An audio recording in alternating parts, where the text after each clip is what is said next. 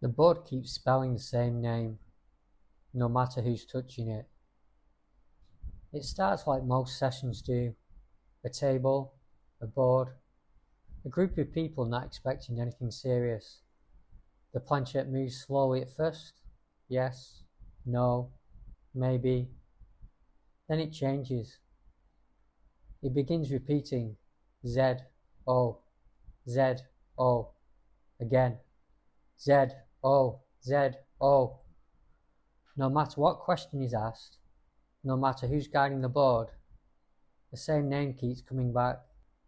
Reports of Ouija boards behaving strangely go back decades, even centuries. But the name Zozo begins to gain wider attention in the modern era, particularly from the late 2000s onward. One of the most widely circulated accounts comes from Darren Evans. According to his own accounts, his sessions began casually, nothing unusual, nothing forced. Then the tone shifted. The planchette began moving faster, responses became erratic, and the name Zozo appeared repeatedly. He described the movement as aggressive, sliding across the board in sharp, controlled patterns, sometimes racing between letters so quickly it became difficult to follow. Z-O, Z-O, over and over. In his accounts, Evans claimed the behaviour didn't stay confined to the board. He described disturbances outside the sessions, noises in the home, unexplained movement, a sense of being watched. He later stated the presence became threatening, including claims that it targeted his family and contributed to a period of intense psychological and emotional strain. As his story spread online, others began reporting similar experiences. Different people, different locations, but a pattern that seemed familiar. Some accounts claim the entity begins by appearing harmless, a friendly spirit, a child, something that answers simple questions. Then the tone changes. The responses become fragmented, repetitive, obsessive. Z, O, Z, O. And once that point is reached, according to many of these reports, it becomes difficult to end the session cleanly.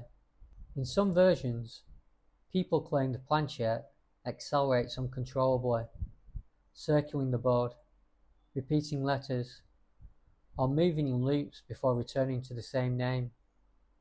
Others describe emotional shifts during the session, sudden fear, tension, or unease.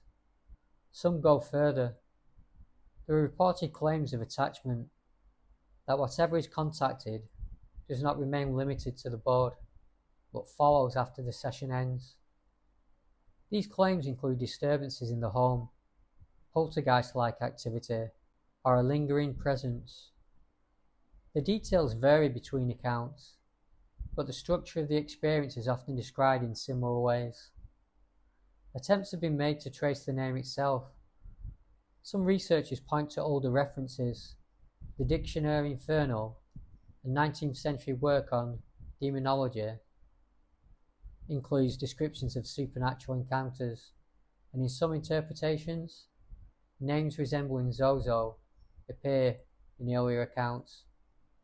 One reported case from the early 1800s describes a young girl involved in a spirit communication game, where unusual names, including variations resembling Zozo, were recorded. Other interpretations link the name to older mythologies.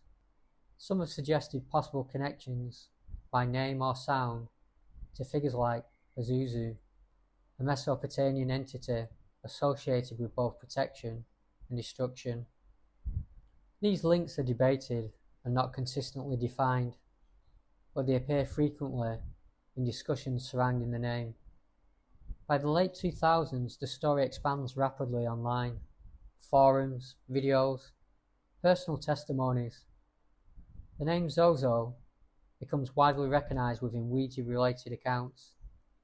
Some describe it as a recurring entity, others as a shared pattern. In some interpretations, it's described as a parasitic presence, something that feeds on attention, fear, or interaction. In others, it's seen as a product of suggestion, a name that spreads and returns because people already expect it. Cultural influence also becomes part of the discussion. Some critics suggest the story reflects elements of modern horror, drawing comparisons to films like The Exorcist, or to internet-era storytelling, often referred to as creepypasta. The idea being that repeated exposure to a name can shape how people experience the session itself.